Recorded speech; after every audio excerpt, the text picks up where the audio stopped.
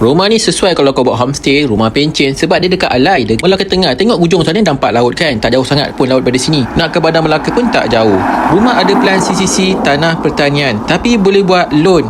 Government loan pun boleh, bank loan pun boleh. Tanah status MCL, pegangan kekal. Lokasi spesifik dia dekat Kampung Alai, dekat dengan Masjid Al-Falihin, Kampung Alai. Tanah berkeluasan 17,400 square feet. Rumah ada 4 bilik, 3 bilik air. Ini bilik master bedroom dia. Yang sebenarnya kat sini ada tingkap sebenarnya, dia tutup dengan almari.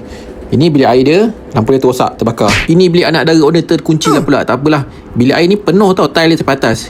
Satu lagi bilik dekat sini, bilik tidur. Jadi total 3 bilik kat sini tau. Satu lagi bilik dekat kawasan ni. Belakang cushion ni sebenarnya sliding door. Ini bilik yang nombor 4. Dia ada bilik air dia kat sini. Alamak, tak buka. Dia connect dengan dapur.